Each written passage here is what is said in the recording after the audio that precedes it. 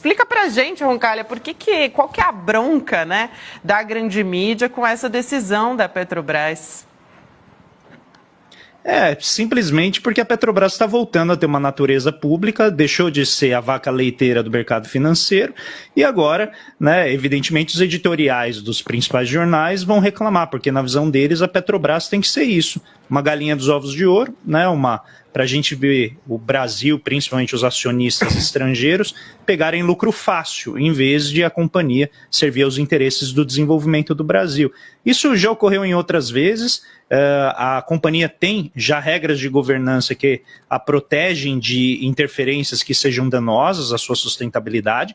Isso deixa muito claro que não tem nada a ver o que o presidente Lula está fazendo, no sentido de pressionar por orientar a empresa para investimentos, para inovação, e aquilo que esses editoriais estão falando. O Brasil não está perdendo confiança por conta da pressão que o governo está fazendo para a Petrobras readquirir a sua função pública.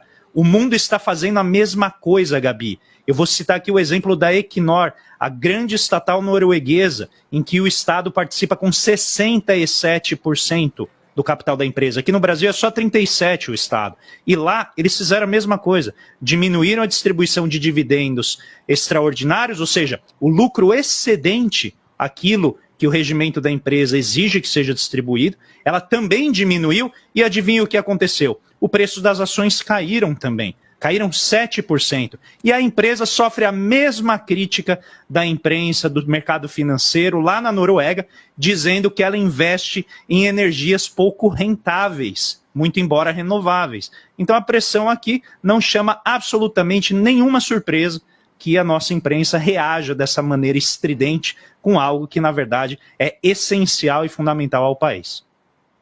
Até porque eu acho que vale a pena dar uma explicada. Você, inclusive, foi bastante didático, né, Roncalha? Mas essa distribuição de dividendos, né, ela também não é obrigatória. Inclusive, a gente tem uma arte aqui mostrando bem essa política de distribuição dos últimos 4 anos, né, dos dividendos, especialmente o salto que deu na gestão Bolsonaro.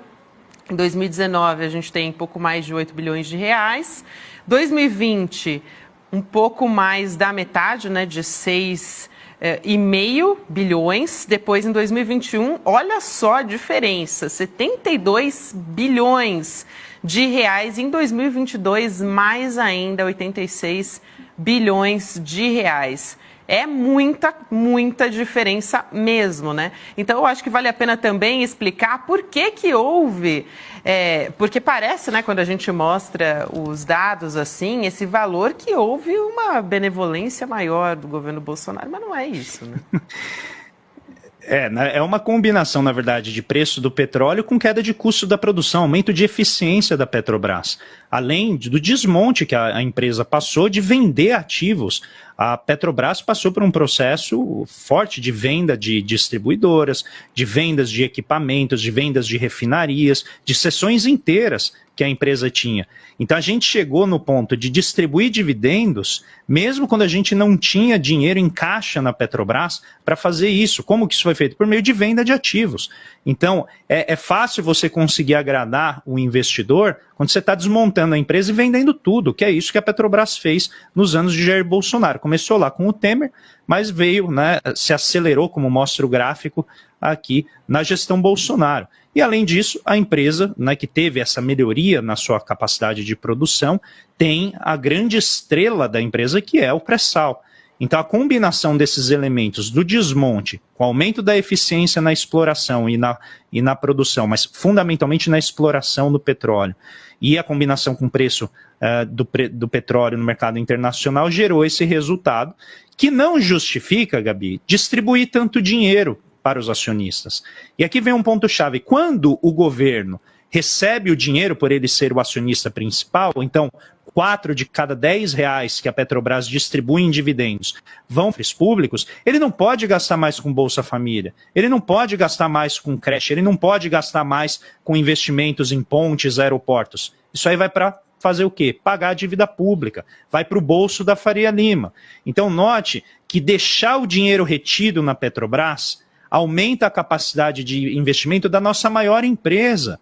E é exatamente o que a gente quer, que a empresa que tem essa capacitação, que sabe inovar, que consegue olhar para o futuro, identificar novas oportunidades de criação de energias renováveis, de desenvolvimento de novos produtos, que ela use esse dinheiro para isso, e não para ir engordar os bolsos de alguns poucos, né, acionistas muito grandes, que são esses que fazem barulho. Porque eu duvido que a grande imprensa está preocupada com o pequenino acionista que tem um punhado de ações da Petrobras. A preocupação são com os grandes acionistas, que ainda assim são minoritários, ou seja, não tem voto, não tem peso para ditar os rumos da empresa.